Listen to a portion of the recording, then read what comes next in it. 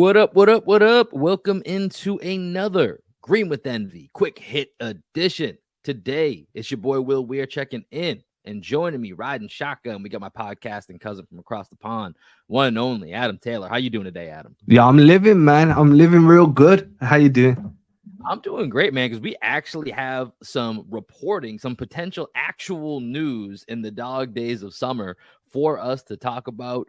Charania of the Athletic reporting that the Celtics are bringing in TJ Warren and Lamar Stevens. And you know what, Adam? Rather than me say it, let's go ahead and let's hear this from the man himself.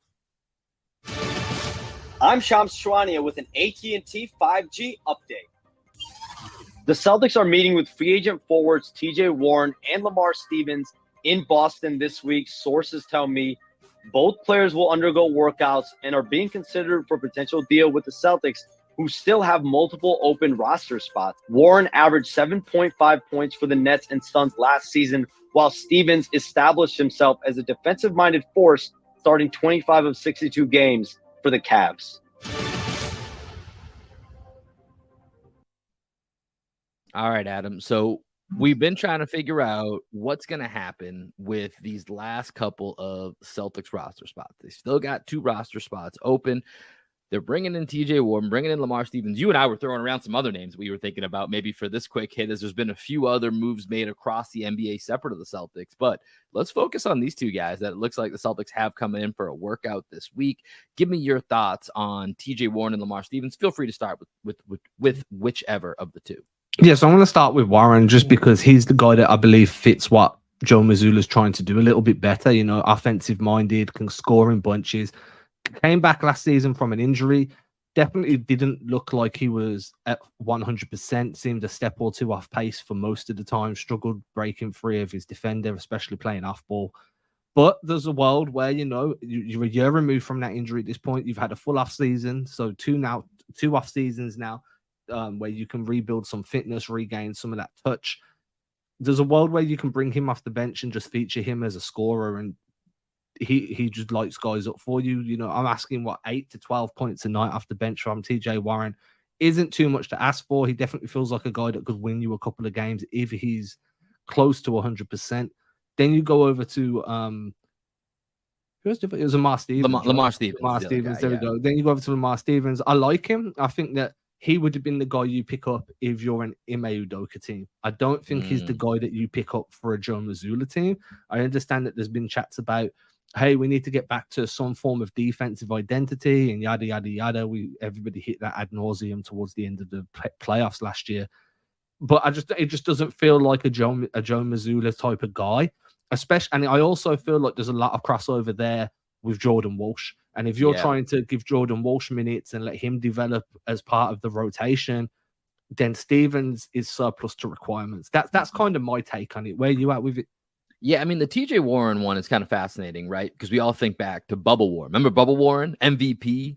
Yeah, MVP. Bubble TJ Jordan, Warren. bro. Yeah, Bubble Jordan, exactly. And, you know, obviously, he got injured immediately the season after that, only playing in 4 games. Everyone was kind of wondering, what are we going to get from TJ Warren now going forward? And the injuries have really plagued that. But, you know, I think the upside with TJ Warren, you know, even if he gets back to 80% of, 70, 80% of where he was in his Indiana days, you know, that could be, that's a guy where you're kind of just hedging your bets, right? Because you're buying low on a guy that has a chance to really exceed what that, vet minimum would be if he does decide to come in. But also if he doesn't, it's not going to break your team. And it gives you a really solid, hey, if Jaylen Brown or if Jason Tatum need a night off, or God forbid they get injured, hey, TJ Warren's a guy that's not going to be, he's been a guy on a team, right? And he's familiar with Malcolm Brogdon from his time in Indiana as well. And so he's going to be a guy that feels very comfortable stepping up into a certain role. Now, who he is as a player, not sure. It gives me a little bit of Vic Oladipo in Miami, where they were trying to rejuvenate him a bit. And they got some moments from Depot. Now, they were relying on Depot probably more than the Celtics would ever have to rely on TJ Warren. This is a 14th, 15th roster spot. Oladipo was filling more of a 9-10 type roster spot in Miami.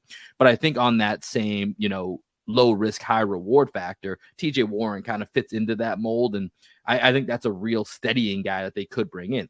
Lamar Stevens on the other side, I like what you said, that he's more of an Ime Udoka guy. Like, that does feel like a little bit more of, if this was that same team, this is kind of where that would be probably an easy call for a guy like Ime to make between Lamar and TJ Warren. But, Lamar Stevens had, really valuable playing time on a top 4 seed in the East last year. I do think he's a guy that could bring, a little bit of toughness. He's not going to bring the upside that you get with Warren, but I think the nights that Lamar Stevens is asked to play, which I don't think will be every night, but I think the nights that he is asked to play, you're going to know what you're going to get. Whereas with TJ Warren, it's going to be a little bit more of a gamble because you don't know where that injury is. And as much as you want to learn from a workout, you're not going to know for sure until you actually get him in the building, get him into practice, get him into some actual game repetitions. So I think Lamar is probably the safer 14th, 15th option. I think TJ Warren is the low risk, high reward move.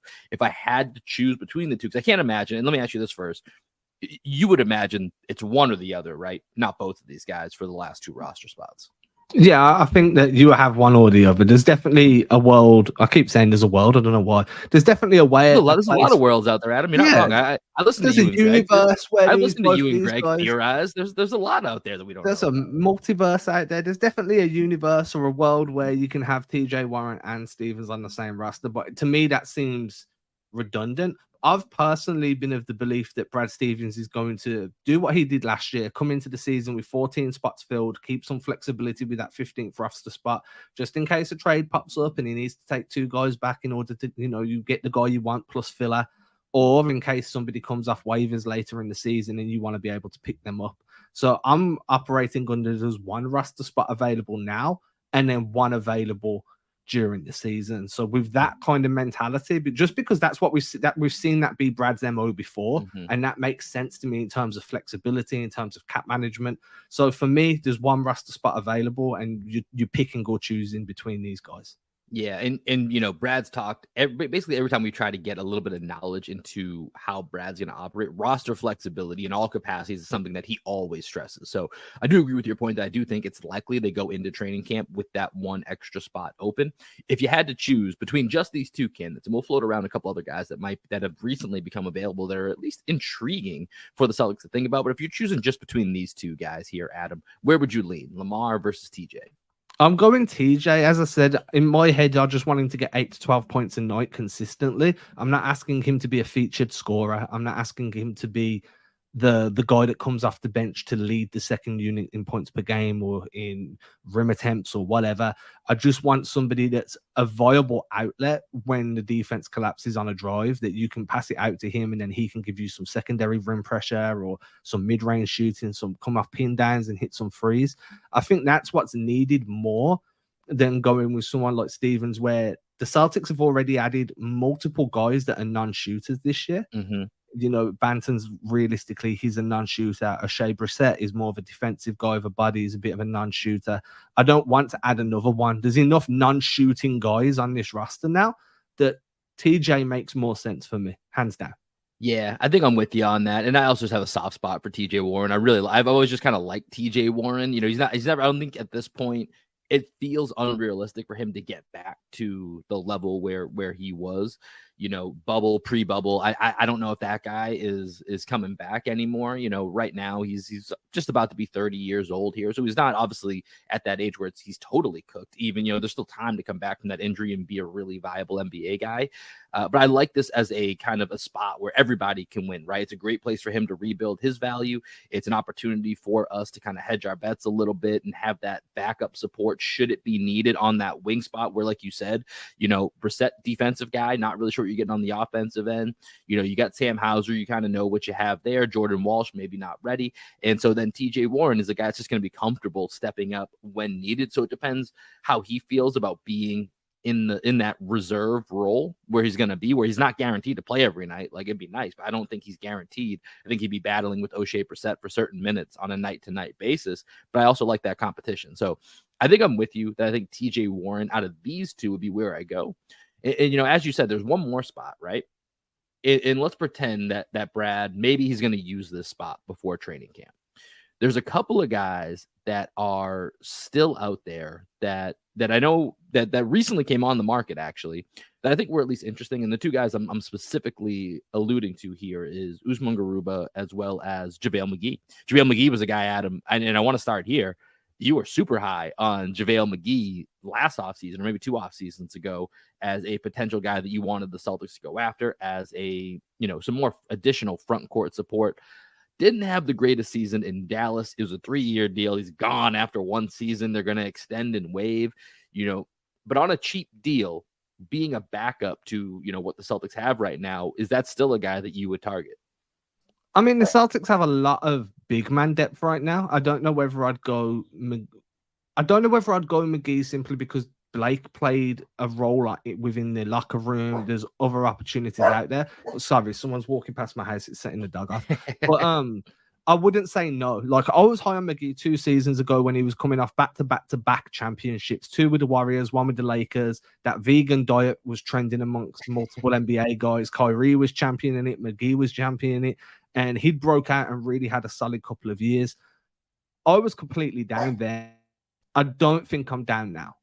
Yeah, no, I totally get that. I mean, I think at this point, you're right. Like that front court is getting a little crowded. And, speaking of Blake Griffin, I know he was on, I believe it's the Foreplay Pod, which is a golfing podcast in which, he talked about, name, by the way. Awesome, yeah, it's a great name.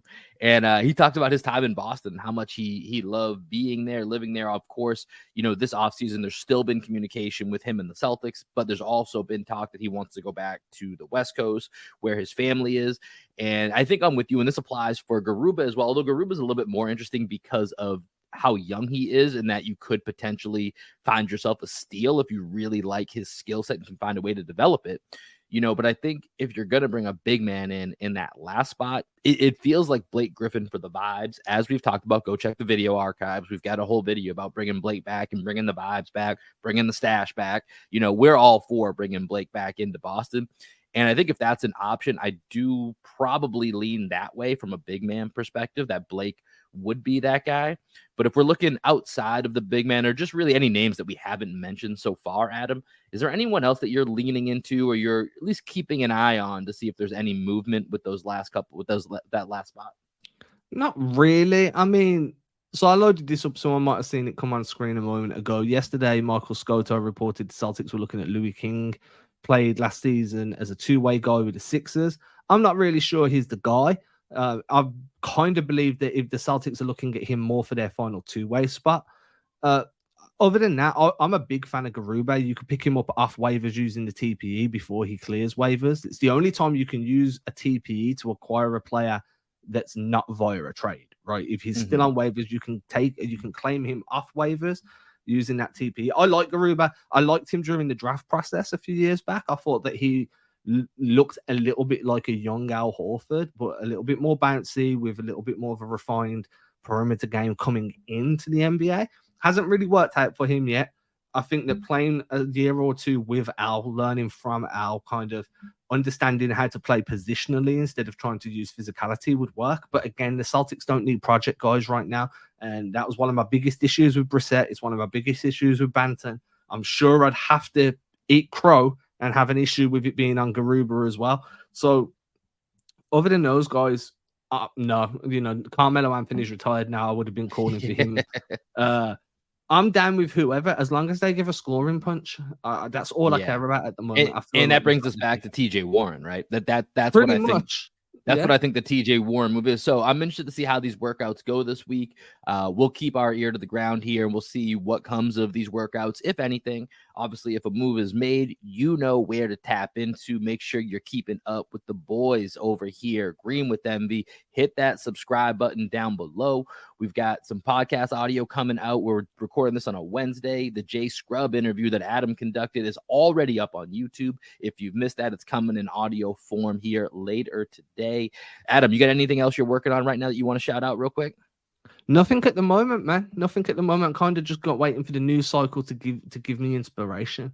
So at the moment, like the Sahara Desert out here. Take that little drip of TJ Warren and Lamar Stevens and run with it, man. And I think that might be all you get for a little bit here. Man, it's killing me, dude. It's killing me. And this is the first quiet off season since COVID. Because the one after that was a really short off season. The one after that, you were coming off an NBA Finals loss, and it had the whole Ime Udoka. It was just news, player, news. And then this year, it's like, dude, what the hell are people meant to like? I'm dying out here. This is the first normal-ish cycle in a long time that we've had. So and no Celtics playing in FIBA, so it's not. Yeah, we got no FIBA Cup for the Celtics. So it's definitely different. We're hitting, between now and I think training camp starts. I believe end of September. I don't know the exact. I think it's 25th of September. Yeah, so we got basically another month where we're gonna find some ways. We got some guests that we're working on lining up. So we've got y'all covered. So hang in there with us. Green with Envy. We appreciate y'all for checking in here, and we'll catch y'all later. Peace. We love you.